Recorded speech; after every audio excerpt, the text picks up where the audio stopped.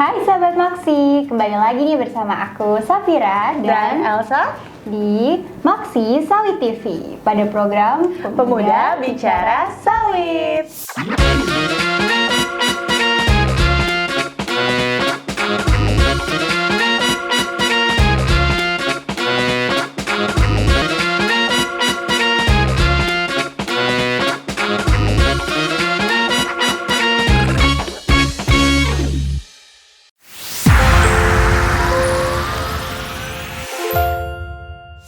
Nah sahabat Maksi, aku sama Elsa nggak bosen nih ketemu sama kalian. Kalian juga jangan bosen ketemu sama kita ya. Iya, tentu aja dong. Siapa yang gak seneng ketemu dua sawit ini? Iya, yang cantik dan ceria. Asik. Oh iya, Sam. Gimana, Aku nih Elsa? sebelum kita ketemu nih, sebelum kita kumpul di sini, aku tuh udah punya pertanyaan. Oke, apa nih? Cakep banget kayaknya. Tentu tentang sawit juga, aku punya pertanyaan. Kan yang kita tahu nih sawit masa hidupnya lama ya, sekitar 20 tahunan. Dalam kurun waktu masa segitu lamanya, apa tanah yang ditanami oleh tanaman sawit itu, apalagi jatuhnya perkebunan ya yang sebanyak itu, akan menyebabkan tanah menjadi tandus?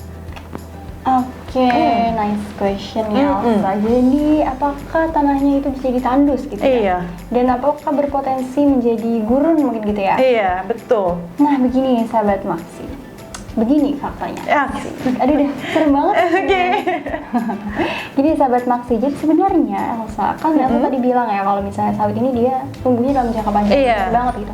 Bahkan di Indonesia sendiri itu sejak tahun 1911 dia itu sudah mengembangkan perkebunan kelapa sawit di Pulau Raja, tepatnya di Asahan, Sumatera Utara. Nah, jadi sampai sekarang kebun sawit itu tetap ada gitu dan dia tidak berubah tuh jadi gurun. Nah, dari situ kita bisa menyimpulkan ya kalau misalnya ada yang mengatakan kalau misalnya wah ini sawit kayaknya lama-lama bakal tandus, bakalan jadi gurun gitu. Itu aja tadi yang udah ada dari tahun 1911, kebun itu aja sampai sekarang dia masih ada dan tidak menjadi gurun tuh belum ada kan beritanya wah ada gurun di Indonesia. Wah, iya betul juga. Belum ada kan, Sa? Nah, jadi gitu sahabat Maksi. Ketika kita berasumsi kalau misalnya sawit ini dia akan menjadikan tanah jadi tandus, itu salah gitu. Karena memang sejatinya yang namanya lahan, yang namanya tanah ketika dia dilakukan pengolahan, itu pasti kan akan ada masa di mana dia itu memang sudah ada di titik yang rusak. Nah, tapi kan itu dia bisa diperbaiki kembali. Kemudian bisa ditambahkan lagi unsur-unsur hara lainnya dan meningkatkan produktivitasnya lagi, tetapi tidak serta-merta merusak gitu loh. Nah, apalagi untuk jadi gurun itu hampir tidak mungkin gitu ya untuk menjadi gurun itu. Nah, kemudian selain itu fakta menariknya lagi banyak sekali penelitian yang membuktikan bahwa biomas ini salah satu komponen penting dari kesuburan lahan pada sawit khususnya. Dia itu semakin meningkat seiring dengan usia sawit ini bertambah. Iya, betul. Jadi ibaratnya tuh makin tua sawit ini makin oke gitu. Iya. Nggak kayak manusia gitu ya, makin tua makin Jangan gitu, nggak boleh. Oke, jadi pada saat umur 24 tahun itu tuh umur peremajaan kembali pada biomas puncaknya itu sekitar 113 ton per hektar per tahun.